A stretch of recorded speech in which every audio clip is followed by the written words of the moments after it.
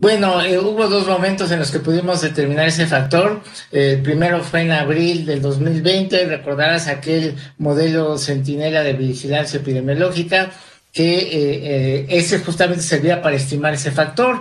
Pero bueno, ahí el subsecretario de Salud cometió un error y lo calculó como en 8 el factor.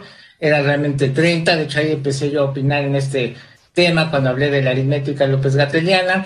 Y posteriormente, en diciembre de 2020, con un estudio a nivel nacional que hizo el Instituto Nacional de Salud Pública, la Encuesta Nacional de Salud y Nutrición, se hizo un muestreo serológico a nivel nacional de la población, y ahí se determinó que aproximadamente el 25% de la población en noviembre del 2020 ya había tenido contacto con el virus. Esto es, eran como 32 millones de mexicanos que ya se habían infectado con el virus, y solo llevábamos como 1 millón y cachito de casos confirmados. Ahí se confirmó que el factor efectivamente es 30, la relación entre lo que se confirma diariamente y la realidad que vive el país. Es decir, confirmamos, de acuerdo con tu estadística, tus cálculos, las proyecciones, la experiencia, habría en este momento 1 millón de contagiados, un poco más de 1 millón de contagiados. ¿Cuáles son las proporciones de este pico en términos de muertes? ¿Hasta dónde va a llegar este pico de contagios?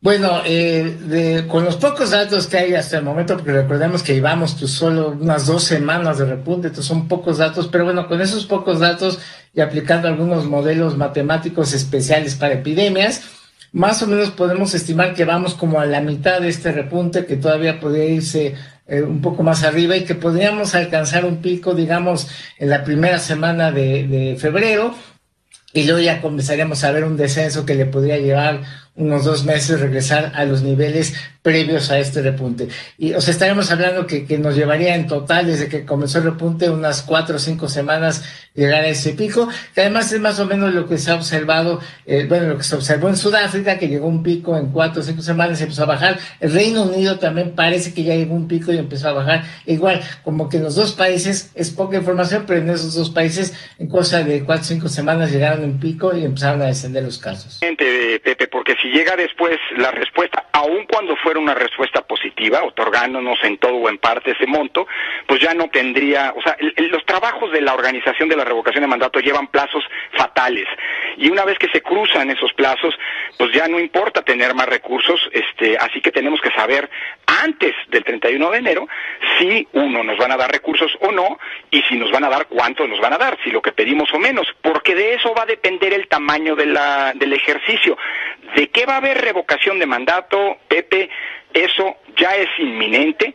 Estamos a unas horas, a días de que se cumpla seguramente el porcentaje de firmas requerido, y por lo tanto el INE emitirá, como lo dice la Constitución, la convocatoria. O sea, va a haber revocación de mandato y la va a hacer el INE le va a cumplir a la ciudadanía. ¿De qué tamaño va a ser? ¿Con cuántas casillas vamos a poder hacer este ejercicio? Pues dependerá de lo que Hacienda defina, porque el INE ya cumplió lo que estaba en su cancha, en su ámbito de competencia, cumplió con la sentencia del Tribunal Electoral. Hicimos un ejercicio para tratar de inyectarle más recursos, más disponibilidad financiera a este ejercicio. Alcanzamos un monto total ya final de 1,500, casi 70 millones de pesos, le metimos más de 60 millones de pesos adicionales a los que ya habíamos dispuesto para este fin. Hicimos también el ejercicio de recortar, es decir, de abaratar, déjame decirlo de manera coloquial, lo más que se podía, sin poner en riesgo la calidad de la revocación de mandato. No es lo ideal. Este ejercicio debería costar alrededor de 3,830 millones de pesos. Le bajamos más de 500 millones de pesos. No vamos a imprimir boletas en papel seguridad como ocurre en una elección. Reducimos el tiempo en el que nuestro personal va a estar en el trabajo de tiempo. Es decir, aunque no pusimos la revocación en una zona de riesgo, sí está en una zona de cuidado. Así no deben hacerse las elecciones ni ejercicios de esta naturaleza, pero lo podemos todavía administrar sin riesgos. No es la catástrofe. De hecho, yo quisiera empezar diciendo que el país tiene estabilidad política.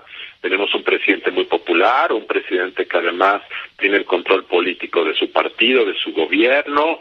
Es además un presidente que ha despertado mucha esperanza en la población. Hay estabilidad macroeconómica, hay un crecimiento magro, pero hay estabilidad macroeconómica. Pero habiendo dicho esto, hay cosas que hay riesgos. ¿Y cuáles son? Tienen que ver sobre todo con el tema de la concentración del poder en la figura del presidente, en la falta de contrapesos, en la incertidumbre jurídica que este gobierno ha generado en los mercados, de que te cambian la ley, te cambian los contratos, te cancelan un proyecto de inversión, y tiene que ver también con la ineficacia en el funcionamiento del gobierno. Este gobierno funciona mal, el presidente tiene ideas pero las ejecutan y no se ejecutan bien. El caso del reparto de medicinas es un solo ejemplo de esto. Entonces, este es digamos, el marco de riesgos. Ahora, siendo concreto, ¿qué vemos en 2022? Vemos que vamos a tener a un presidente más estridente y más polarizante.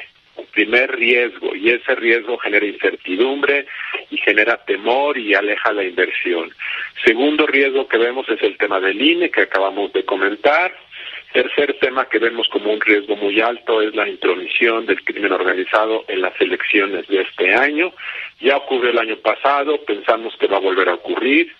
El cuarto riesgo que vemos es que Morena seguramente ganará la mayoría de las gubernaturas en disputa, y esto, que es perfectamente democrático, genera un riesgo que es el de una mayor concentración del poder. Morena va a llegar a tener 21, 22 gubernaturas a fines de este año, y eso significa que con una presidencia tan centralista, si tú además tienes 20 o 22 gobernadores del mismo partido, pues eso concentra el poder y genera muchos riesgos.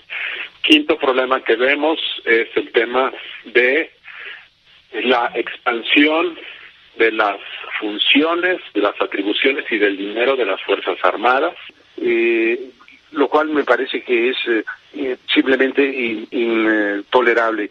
Y todo esto para no hablar de la delincuencia común. En las camionetas que transportan a la gente se dan los asaltos cotidianos, que bueno, ya hasta caricaturizan la advertencia de ya se la saben. Creo que frente a esto lo que tenemos es una franca militarización, que sus defensores lo asumen como una medida de emergencia, obligada por circunstancias extraordinarias, palos de ciego, en vez de una respuesta contundente de parte del Estado. Y desde luego yo me pregunto, y tú te lo hacías la misma pregunta hace unos días, si sirven para algo las sesiones cotidianas del Gabinete de Seguridad Nacional.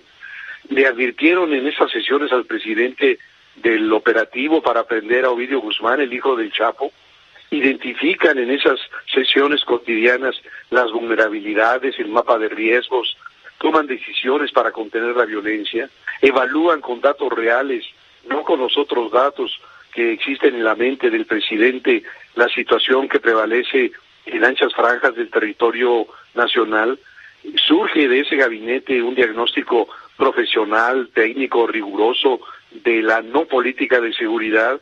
¿Alguien le advierte al presidente que no habrá resultados positivos mientras no se adopte un enfoque integral que incluya y atienda todos los estamentos institucionales, empezando por las policías municipales y estatales, y de ahí siguiendo con las fiscalías, el sistema judicial y el carcelario? Pero el presidente, Pepe, que dice que gobernar no tiene ciencia, defiende su enfoque de abrazos no balazos, becarios no sicarios, acompañado de la decisión de, según él, ir a las raíces. La pobreza que no se resuelve, sino que se preserva con las pensiones. Una estrategia, yo diría que lo único que exige para dar resultados es lo que no tenemos, tiempo. Dice el presidente que con tiempo se atenderán las raíces sociales del problema. El problema es que darle tiempo a su estrategia significa irnos al mediano plazo, y como decía Keynes, en el mediano y en el largo plazo todos estaremos muertos.